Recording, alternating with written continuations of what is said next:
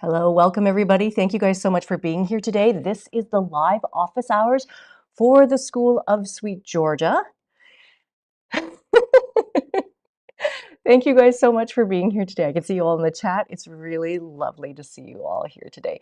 So my name is Felicia. This is something that we do once a month, every month, the last Thursday of every month. We come here and we talk about all the things that have been happening inside the School of Sweet Georgia, what's been happening around in the studio. As you can see, we're change of perspective today.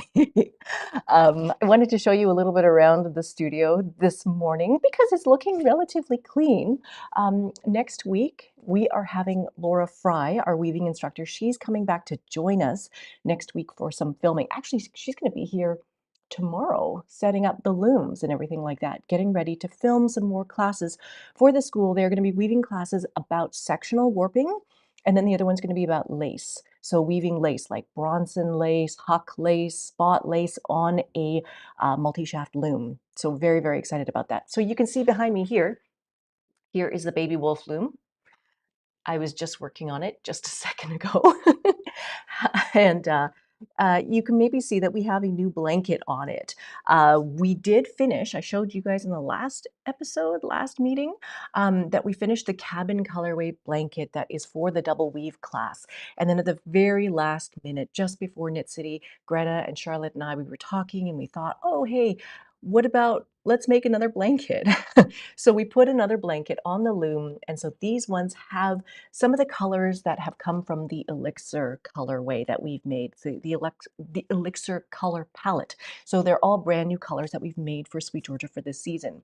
And one of the goals with that particular palette of colors, as you guys know from learning how to dye, learning color theory and all these kinds of things, we really wanted a collection of colors that would go together very, very well.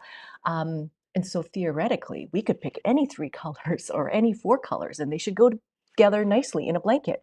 And so as I started to put this blanket warp onto the loom, I started to have a little bit of self-doubt around the whole thing because I'd pick sort of like a magenta color, I'd pick a yellow color, a blue color, and purple color. So when you think about it, that magenta, pink, a yellow, and a blue, those are basically your primary colors in some sense. They're just a variation of kind of primary colors. Mixing together those primary colors would generally make some kind of muddy, desaturated color through all of that. So I was having a lot of self-doubt around this blanket, but once it's done, I will, of course, take photos and show you all.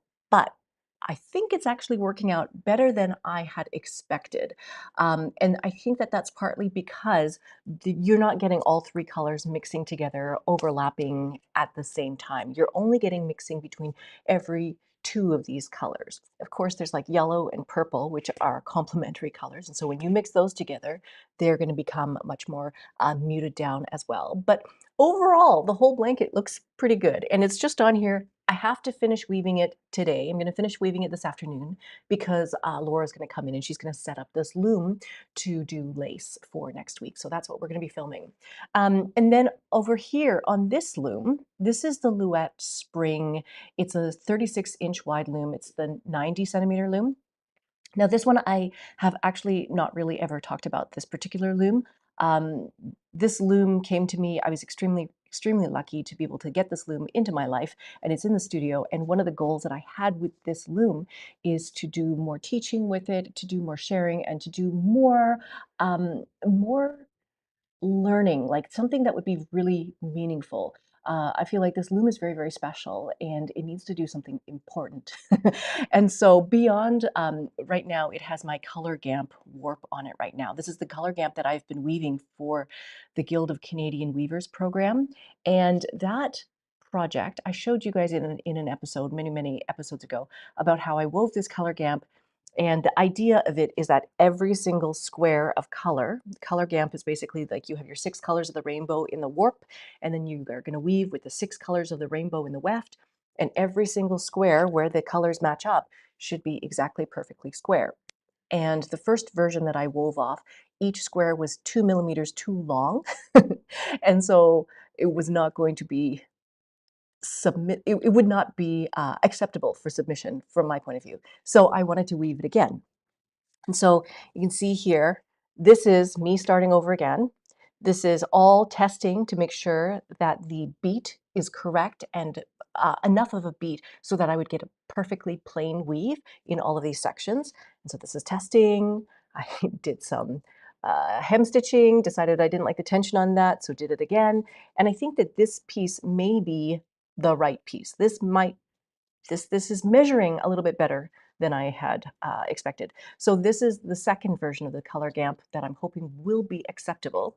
And then you can see I had some motivation to get this color gamp done because about a week and a half ago, we actually had a film crew in here in the studio using this particular loom. And so all of this section, this is all weaving that I did not do. This was all done by like hired actors who came into the studio to weave this portion. And all of it was as part of putting together a video that was going to go and be like the title video for a conference that's happening in Chicago about encouraging schools to do more work in social and emotional learning for kids. So it's very, very unrelated to the idea of fiber arts and things like that, but they were using the theme of many hands making light work, many hands working together to create something together. And so they brought in actors, brought in a film crew, and all of these kinds of things to basically use this particular loom. And everybody got a chance to weave a little bit.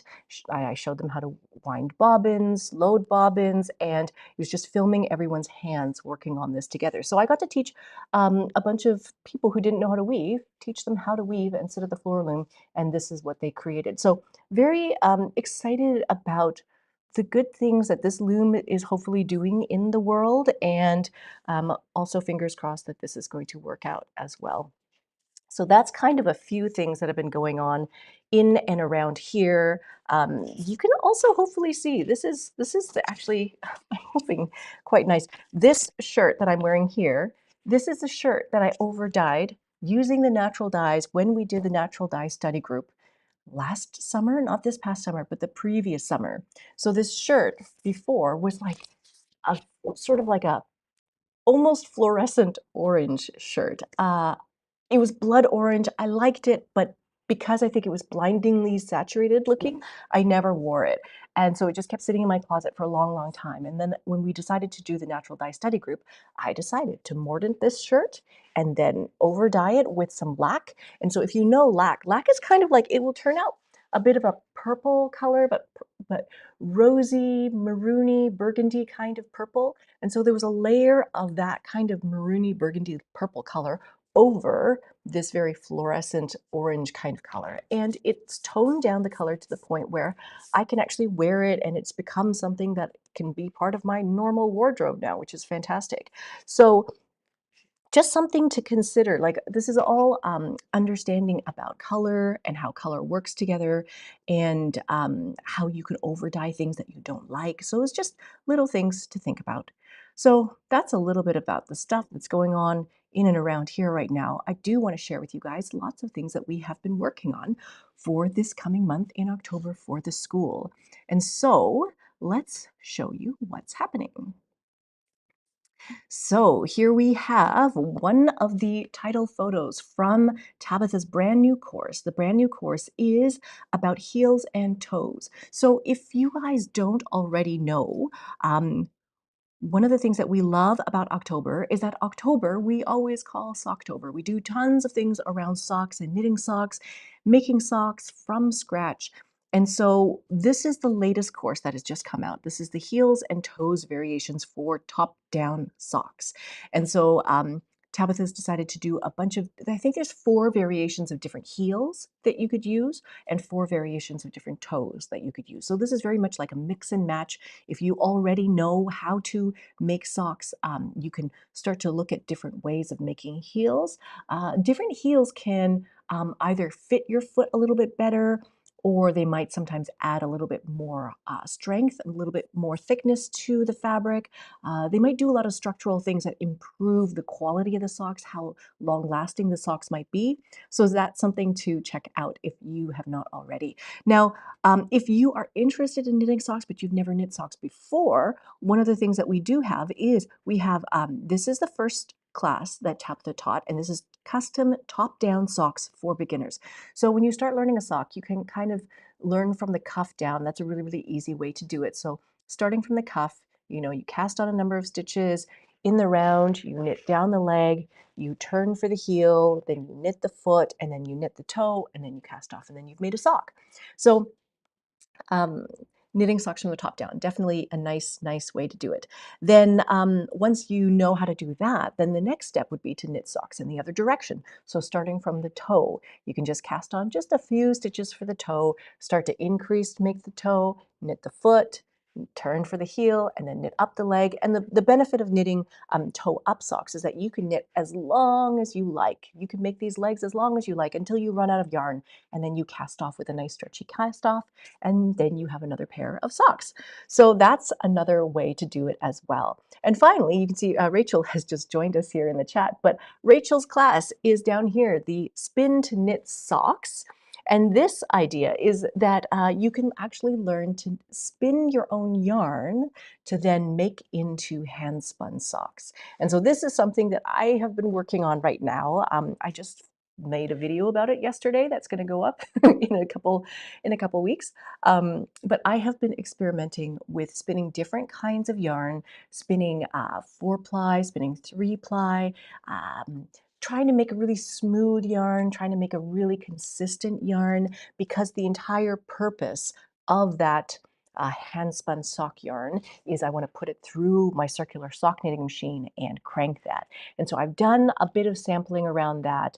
I'm really at the point of sampling. I quite enjoy sampling. I don't so much care if I have socks at the end of the day, but I want to know that I can make really good socks.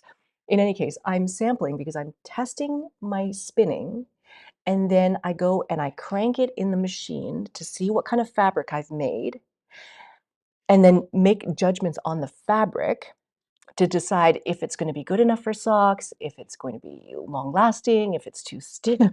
I have one that looks like it stands up on its own. It's like cardboard. It's quite thick. I don't even know if they'd be comfortable. So there's just like a lot of testing between the spinning part and then the knitting part, and the spinning part and the knitting part. And the good thing about having this circular sock machine is that I can make the knitted swatches a little bit faster.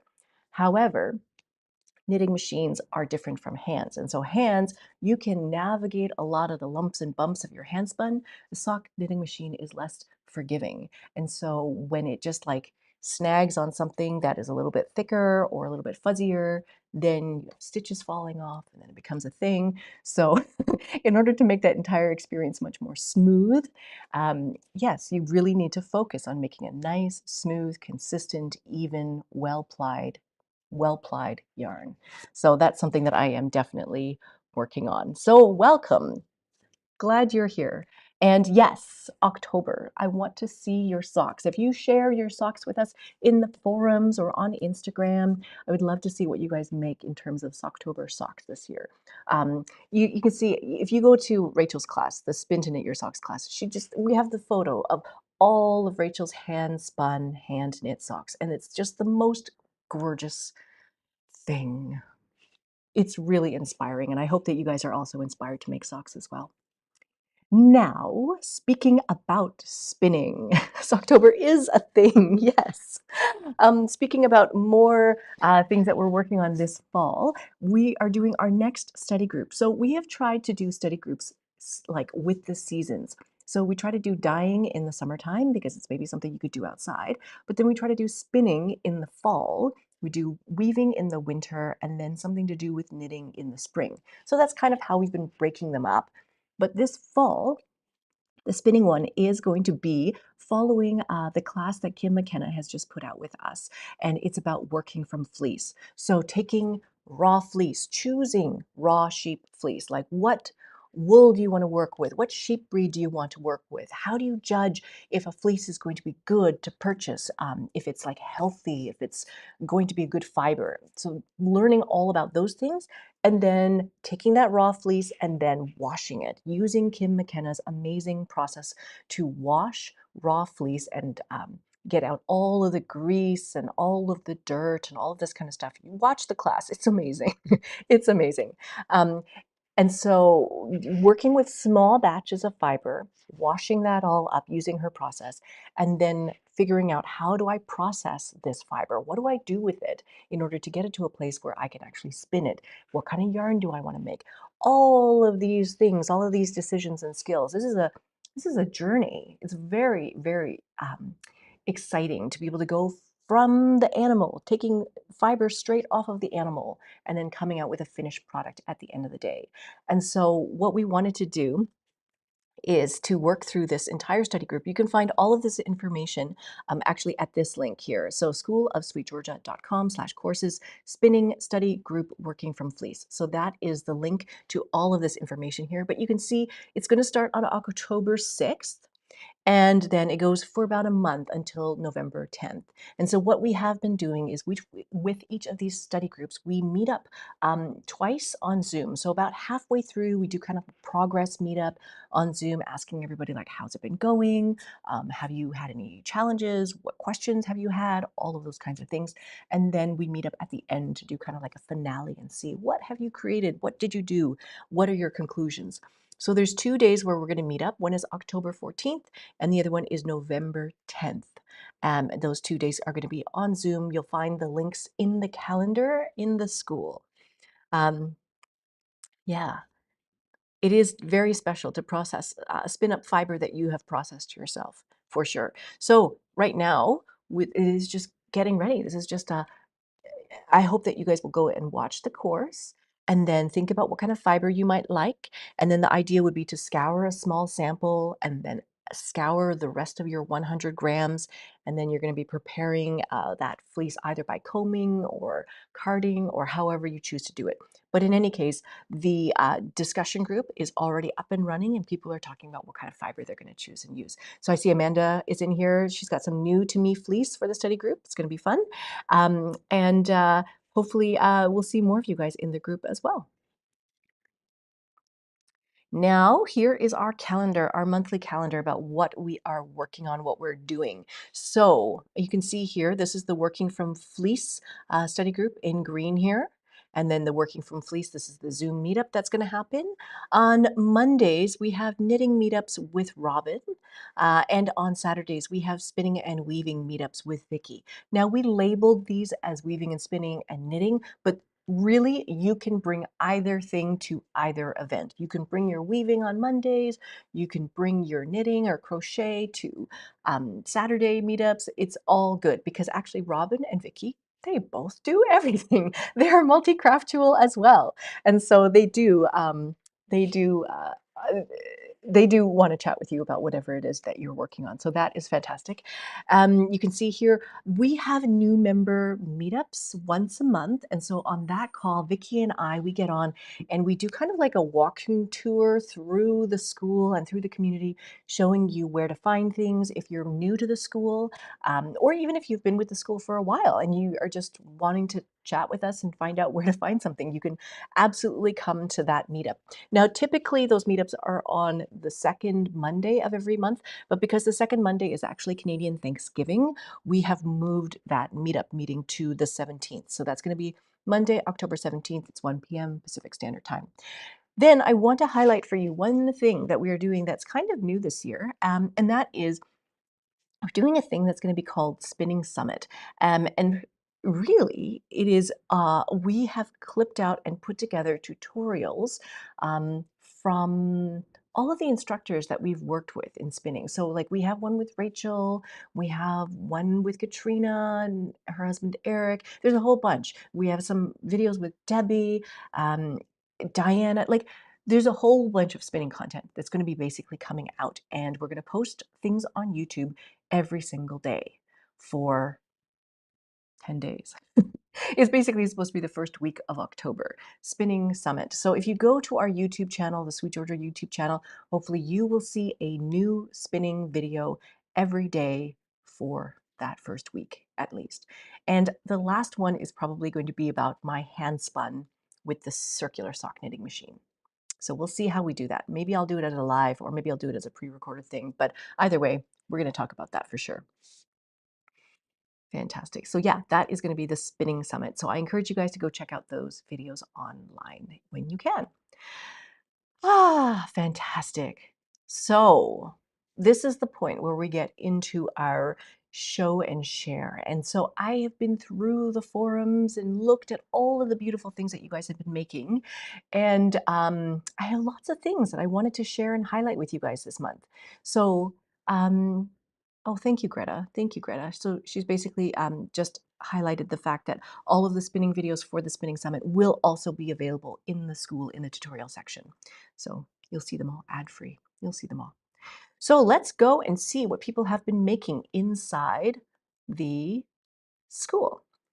So this is the first one I wanted to share with you because you guys may or may not know that I did do a big sort of loom restoration back in June on my loom. It's a Fanny loom from 1968, I think it was. And I really enjoyed that entire process of restoring a loom, probably more than I thought I would. And so now I'm on the verge of wanting to restore all of my wooden kitchen cabinets. I think someone out there should stop me from wanting to sand all of my kitchen cabinets. But I love the effect that happens when you do sand down the wood and refinish it and restore it. It looks amazing. And so I had to share this with you guys. So Rachel inside the school has done a restoration of her 36-inch Artisat from Leclerc. And so this is just two photos from her thread, but she has a thread. The first photo shows all of the pieces spread out on the floor, just completely taken apart. And then she said it took about 5 hours to separate and label all of the parts. And I'm really glad that she did label everything. And you can see here she's using some Howard feed and wax, which was some amazing, wonderful beeswax and orange oil mixed together. It works fantastic. So just the beautiful colors that have come back into this wood, so, so lovely. But you may or may not be able to see it very closely, but if you look very closely, you can see all of the hardware here that used to be silver colored on the Leclerc looms. She has actually spray painted them all with rust paint, but it is this gorgeous purple color now, and it's amazing. I love that she's done this to her loom and like painted these special colors because it just makes it so unique. It makes it so special. It makes it so customized for her. And so I just hope that like every time you sit down at this loom that you just get a smile, that you see all of this beautiful purple color coming out next to the wood. It's just fantastic. So the loom restoration looks amazing. You see that the treadles have not yet been put back in here, but it's all coming back together. Really, really good job. Fantastic. It's a big job. So congratulations on making it and putting it all back together. Fantastic. The other thing I wanted to share with you guys is you may have remembered from last month, we were spending September doing a stash down, the great mini skein stash down. So this was like an unofficial thing that we were doing. And so Vicky started a thread in the forums. If you go there, you can find the thread. Oh, here's the link to the thread right here. The great mini skein stash down, an unofficial make along. And so in that thread, you can see all the things that people have been making and doing with their random dyed bits of yarn. Like we do a ton of dyeing in the school, making color triangles, making color wheels, people are trying solar dyeing. Just we make a lot of bits of yarn. And so this whole thread is about like, well, what do you do with all those bits of yarn? What can you do? And so this one is something that Kathleen has knit up. And so basically she took a bunch of the little scraps of sock yarn and knit them together. She used magic knots to join the colors. And then she said, this is the first time I mattress stitched the edges together to form a tube. So it sounds like she knit them flat as stockinette pieces and then seamed up the long end to make it into a tube and then make it into a cowl. So that's a super fun way of using some of these mini skeins together. Greta saying, "Oh, I'm also working on a beanie using my mini skeins." Lots of hand spun skeins too. You know, we're making a lot of hand spun tiny little sample skeins as well. I wanted to share this one with you. You guys will see this one on Vicky's Instagram as well. Vicky, our moderator, she's here today as well. This idea is fantastic. So you can see here, she's using her natural dyed skeins. So these were I think, what did she say? Like she dyed like 110 mini skeins for the natural dyeing study group last summer. And so you can see she's taking some of these mini skeins and holding them together double. They were fingering weight to begin with, holding them together double in order to get a worsted weight, and then using that mixed and marled and blended color together to knit this cardigan. This is Andrea Mowry's pattern, the Douglas Cardi. I actually just had this pop up in my Ravelry just yesterday. I'm like, oh, I want to make that too. But yeah, this is a great way to do it. So she's mixed together two colors. You can see them here. They're marling together up here in the stitches. Two colors held together to get approximately that worsted weight. And it looks great because the marling is not high contrast. It's not like high value, low value, but they are quite like she's pulling together colors that are quite similar. And so the mixing and blending that's happening in here is more subtle, but just really, really beautiful. So you can't see from the photo, but down here is the ribbing section and all that kind of stuff. You can see more of these photos on Vicky's Instagram as well. So looks fantastic. Can't wait to see your finished sweater. Another thing from the mini skein Stashdown is this one. This is by Merity, and the pattern is by Wool and Pine. And so this pattern is called Sea Glass Tea. Also very, very interesting. So it's like mixing and blending of colors on every single row. I'm trying to think if looks like it's color work. I don't think it's slip stitches, but it does look like it's color work. So you can correct me if I'm wrong. I've not made this pattern before, but this effect is really, really cool. Just seeing the tiny little dots of color and how they all blend together. So this is just the swatch. And so now she's going to be working on the actual, oh, it is slip stitches. Thank you, Julie. Yeah. So slip stitches. And she said that it is the swatch is matching gauge, so now she can actually begin. Sea glass beanie that I'm working through is knit one of different colors. Yeah, very cool effect. And I think that this one is our last one from the mini skein Stashdown, but this one um, is a hat. And so again, the idea of holding more than one strand together to get a thicker yarn. So you can see like the multi-stranding happening in here, two strands held together. You can see here two strands held together. You can see the marling here, the purple and the greens being marled together.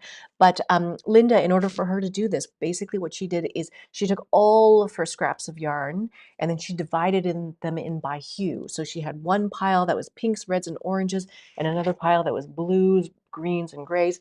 And she was going to kind of work through all of these different color groups. So taking all of your little bits of yarn, sorting them, and then reworking them into something that was going to be fun and wearable and enjoyable is going to be super, super great. Fantastic. So some other things that I found that I wanted to share with you here is Crystal is doing some dyeing. So you can see her nice steam tray here. It's a big steam pan. It looks like she's using a double burner here. There's like the burners happening up here. And she's dyeing that using that low water immersion dyeing technique that we have talked about before. And this is her sock yarn, the sock yarn that she's going to use to make Halloween socks. And so these Halloween socks have been inspired by Winifred Sanderson from Hocus Pocus. Hocus Pocus. And she said she's going to knit these up during her Disney World vacation next month. But so fun. And it's very interesting, I think, about how clear the colors stay even in this tray. So it's in a tray, it's got just enough water to cover the yarn, and then you can see here there's purple and there's green. And then in the dried yarn, you can see the purple and green are still very, very distinct. They haven't blended together so much, but there is still some of this mixing and blending happening. I'd be really interested to see how the socks knit up. Very, very interested to see that. But yeah, with this dyeing technique, you can see that definitely the colors stay where they have been applied. Now we have a ton of weaving. There's a lot of weaving projects. And I'm so, so impressed and so happy. I could not put this photo in. This is Tiffany's beautiful cat who's coming to help with her warping process. It's so, so sweet. I love it. But Tiffany was saying that this is her first rigid heddle loom. This is her first weaving project ever. And she said it was super fun, very, very addictive. She did write a whole bunch of things in her post about how she'd made all these mistakes and how she had chosen, she forgot to lock the cat out of the room and all these kinds of things. And you know, I think that I do exactly the same thing too. You know, like I weave this thing, and then the first thing I do is I hold it up and say, "Hey, look at all my mistakes. Look at where I did all these things that were wrong." And I think that I definitely need this advice as well. Like, you know, we made this thing. It's maybe the first time you made this thing. Celebrate that it's amazing that we made something. And, you know, for sure, like you're looking at your things and you're looking at things where you could improve in the future, but really celebrate the fact that you made this thing and this is your first thing. And the first thing you chose to make was a color gamp, which I think is amazing. So this is definitely more on the challenging side of things to start your first project with like multiple colors in the warp, and then also like different numbers of ends in the warp, and so all of these kinds of things. But she's saying that I honestly learned so much, have a basic, better understanding of weaving and my loom, and very excited about making the next thing as well. So congratulations, Tiffany, on that. Making your first ever weaving is fantastic. I have another one here. This is by Carolive. This is also her first ever scarf. So she's finished weaving her first scarf. Now, in this case, what she said is that she used some yarn was merino, not superwash, and some was merino superwash. And so she's wondering if she should wet block this piece. And if I'm not sure if all hand-woven projects have to be wet finished like that. And so we do encourage you to definitely wet finish your piece. Now, the challenge with the superwash and non-superwash thing is that I'm not sure which yarns in your project are superwash and which ones are not superwash. But depending on how they've been put in, the non-superwash yarns may shrink. They may like full and draw in a little bit more, and then the superwash yarn will not full. It will not be affected by the water or agitation and things like that. And so if you've put in stripes of these different, like chunky stripes of superwash and non-superwash, then the stripe that is non-superwash will shrink, and then you get a little bit of rippling effect. And so that you may or may not want. You might do it for special effect if you wanted that. But if that was not what you were expecting, then I would be a little bit more careful with washing the scarf. So what I would do is I would wash it, wet finish it, just wash it, but I wouldn't necessarily agitate it to the point where that non-superwash yarn would like squish in or felt or full. I would just be a little bit more gentle with the washing side of it. And then this is something that Laura Fry had also mentioned in someone else's post as well. She would take an iron and you press it gently, but press it and it will cause all of the yarn to kind of smush down and squish down and almost like form into the final shape that it's supposed to be in. And that will help add stability to the overall fabric. So that's one thing to consider, because the superwash yarn is not going to it's not going to stick to itself. It's not going to full. It's not going to finish in that way. But if you press it, it will almost like form those crinkles or form those little form those little um, the wavy, you know, when all of the yarn has been compressed together, it will kind of form this little crinkly effect. And so when you press it all together, it will just crinkle and then stay in that position. And so it will kind of be locked into this kind of position and then give more stability to the fabric. So that's something to think about. But congratulations on your first ever hand-woven scarf.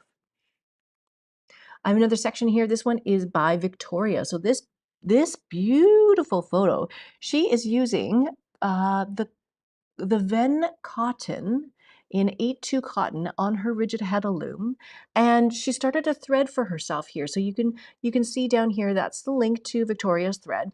But she basically started her own thread because she wants to record all of her rigid heddle weaving projects here in the discussion forums. So you can find them, you can find all of her projects as she continues to make things. But this is such a beautiful, classic color combination. It's really just like a nice, elegant design. She says she's not sure what they will be, but probably tea towels or maybe a runner. We'll see.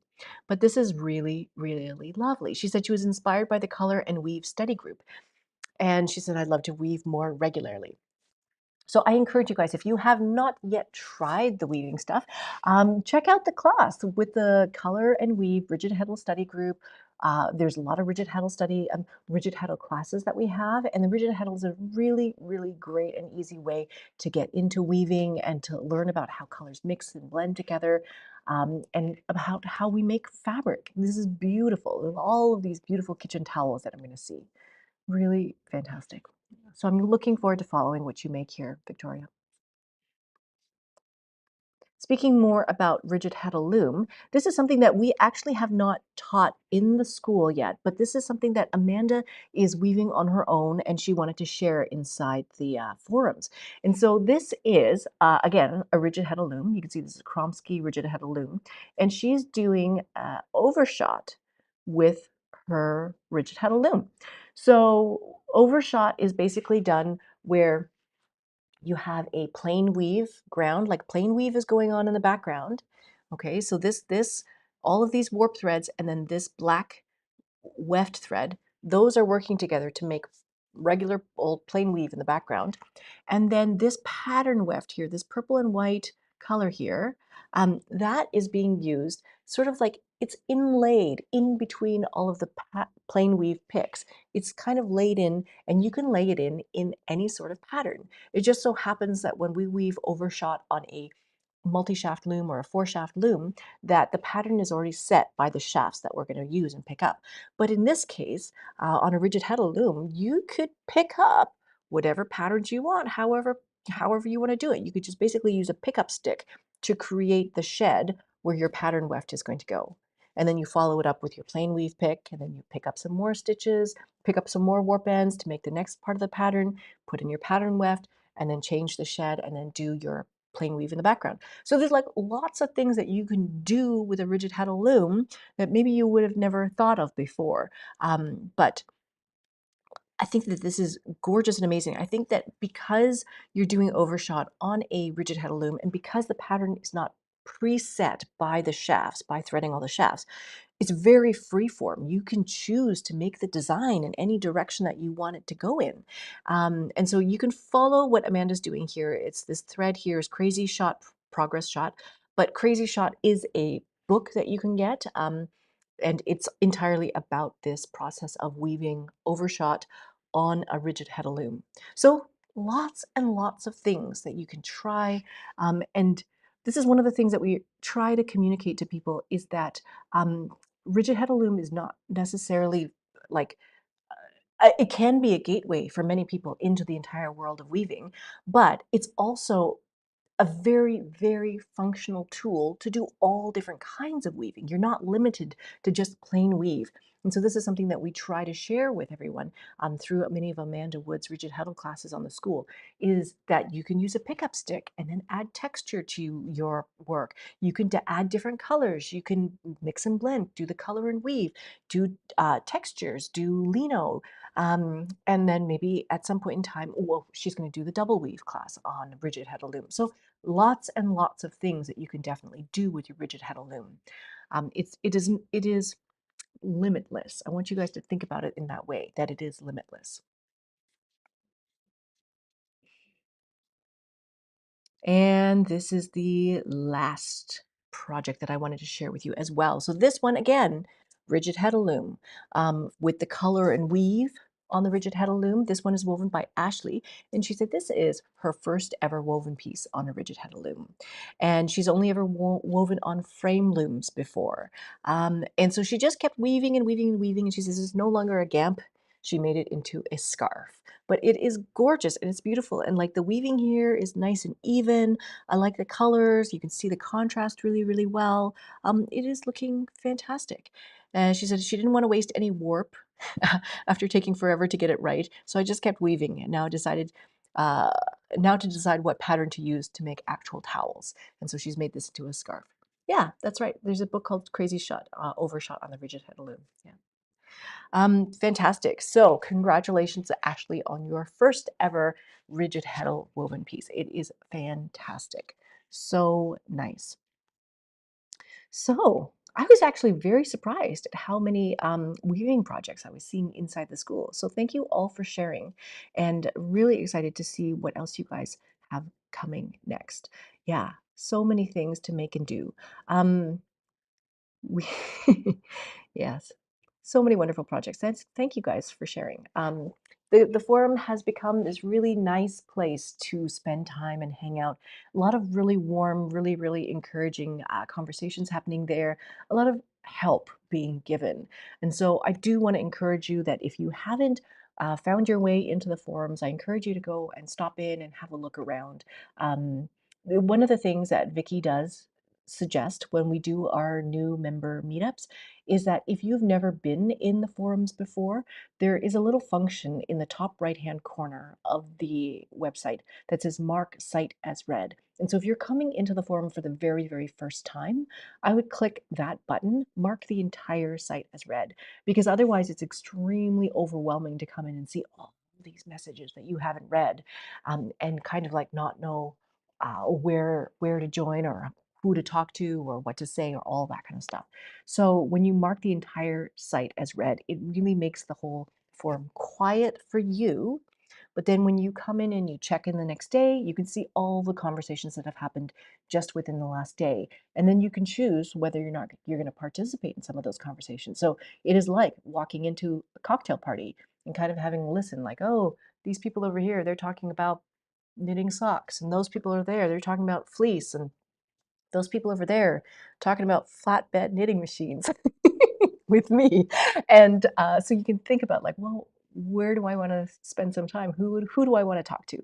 All of that kind of stuff. So, oh yes, yeah, I do encourage you guys to join the forums there. And yes, you're asking about my cowl here. My cowl, this is the shift cowl. This is the small cowl. I made this all with my hand spun. It's all two ply hand spun.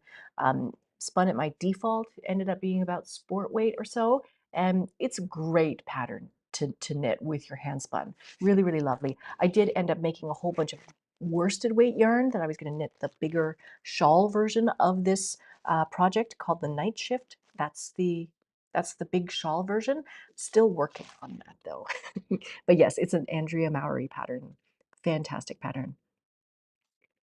So, last thing I wanted to share with you guys today is that we are doing a big monster member survey right now. So, if you are a member of the school, which I assume that you all are because you're watching here today, and you have not yet filled out our survey, I would really, really love for you guys to go to this link, it's SurveyMonkey link, and to fill out the survey, because what we're doing right now is we are planning for future content, we are planning for future features for the school, we're trying to see what we need to add to the school in order to make it the best possible experience for you.